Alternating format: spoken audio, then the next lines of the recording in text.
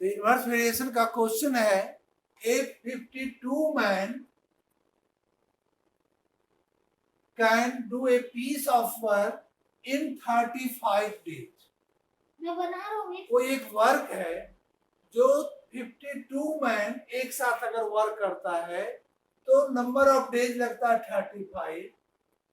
अगर आपको अब मैन मेरा डिक्रीज हो गया, कम हो गया, कितना हो गया 28 मैन, तो उसी काम को कितना दिन में कंप्लीट करेगा। तो अगर आदमी कम गया काम करने वाला तो नंबर ऑफ डेज क्या होगा, इंक्रीज होगा या डिक्रीज होगा? सेम वर्क को कंप्लीट करने में क्या होगा, इंक्रीज होगा डेज। इंक्रीज होगा, है ना। हम बताएं अगर आपका मैन आपका कम रहा है तो नंबर ऑफ डेज क्या होगा, इंक्रीज होगा। तो देखो यहाँ पर नंबर ऑफ 65 डेज। ठीक है, तो यहाँ पर नंबर ऑफ डेज यानी आदमी मेरा घट रहा है, मैन डिक्रीज हो रहा है, तो नंबर ऑफ डेज इंक्रीज हो रहा है। इस टाइप का question is called inverse variation. तो आप लिख, पहले तो टेबल बनाओगे कि नंबर ऑफ मैन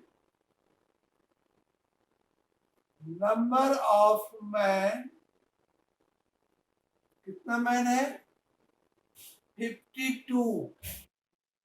हाँ, तो 52 man complete the work can do a piece of work in 35 days. तो नंबर ऑफ डेज लिख दो, नंबर ऑफ डेज 35। हाँ 35। अब एक टेबल ऐसा बना दिए।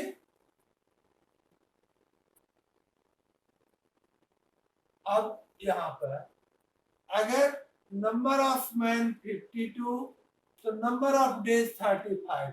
अब सेकेंड केस में इन हाउ मेनी डेज, अब कितना दिन में, यानी उसको क्या मान लेंगे x। In how many days will 28 man, अब मैन आपका डिक्रीज हो गया, कंप्लीट द सेम वर्क, तो डेज बढ़ जाएगा। हाँ दिखाइए आप, देखो वेदांश बना लिया है, वो बोल दिए इसका वेदांश जो बनाया तो 52 number of days 35 number of man है, यहाँ डेज 28 और x, it is inverse variation. तो इनवर्स वेरिएशन में 52 बाय यहाँ x इक्वल टू डायरेक्ट कैसे लिख दोगे यहाँ लिखेंगे, यहाँ x कहाँ से, हाँ 28 इंटू एक्स, ठीक है, कितना है 65, इसका ठीक है। अब देखिए यहाँ पर ही आपको, अगर आप डायरेक्ट और इनवर्स, डायरेक्ट रहता है तो this by this equal to this by this लिखते हैं, लेकिन इनवर्स में ऐसे नहीं लिखेंगे। पहले तो लिखोगे it is the case of inverse variation.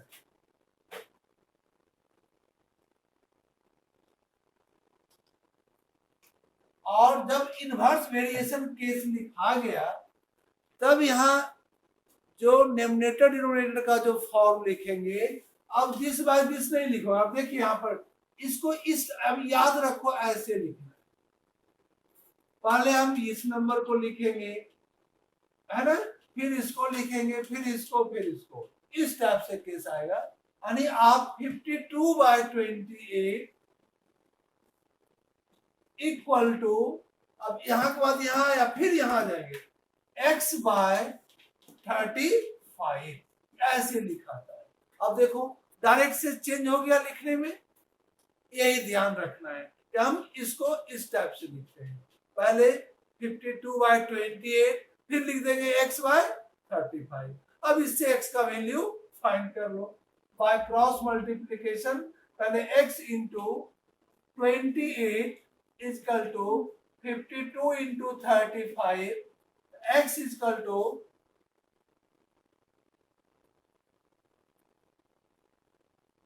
52 into 35 by 28. 7 से 4, 7 से 5 और 4 से 4 31. तो 13 into 5 65 आणि ये क्या था नंबर ऑफ डेज. तो नंबर ऑफ डेज इज 65. अब समझ में आया ये इनवर्स वेरिएशन में क्या चेंजिंग आया क्वेश्चन में. अगर इनवर्स समझ गए आपको खुद.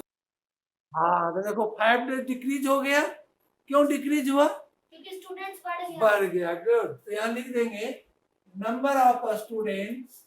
टोटल पहले लिखेंगे ना F500 plus 6 F100. Number of students में 500. Number of days. Number of days 30. अब उसी क्वेश्चन को उतना लिखे नहीं है, आपको केवल पर करके बता दिए. अब 600 वहां क्वेश्चन में नहीं कह रहा. क्वेश्चन में आपको दे रहा है डायरेक्ट कि if 100 more student join the camp. ये नहीं लिख रहा है कि 500 था अब 600 हो गया. तो जब 100 ज्वाइन किया तो खुद सोचना है कि 500 ऑलरेडी था प्लस 100 यानी अब नंबर ऑफ स्टूडेंट 600 हो गया. तो नंबर ऑफ डेज x मान लेंगे और it is the case of inverse variation.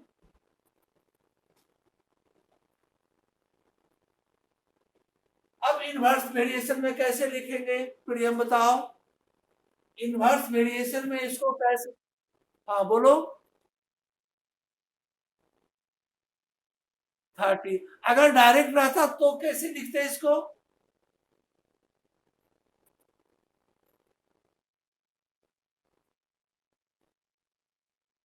Good. बस यही ध्यान रखना है कि अगर डायरेक्ट रहता तो this by this equal to this by this. Answer आ गया 25. हाँ गुड. और अगर इनवर्स है तो 500 by 600. 500 by 600 equal to x by 30. यही लिखने का ही हम ऐसे इस स्टाइल में लिखते हैं.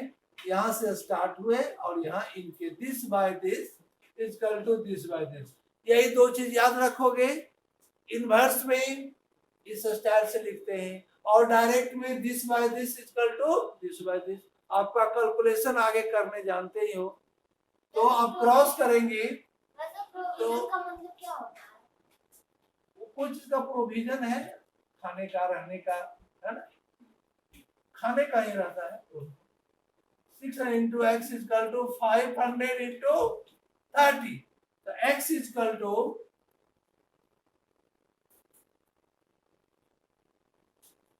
500 into 30 by 600.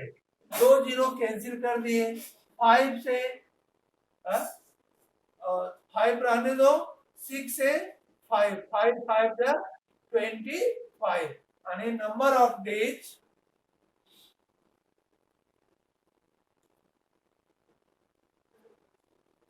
25. क्लियर.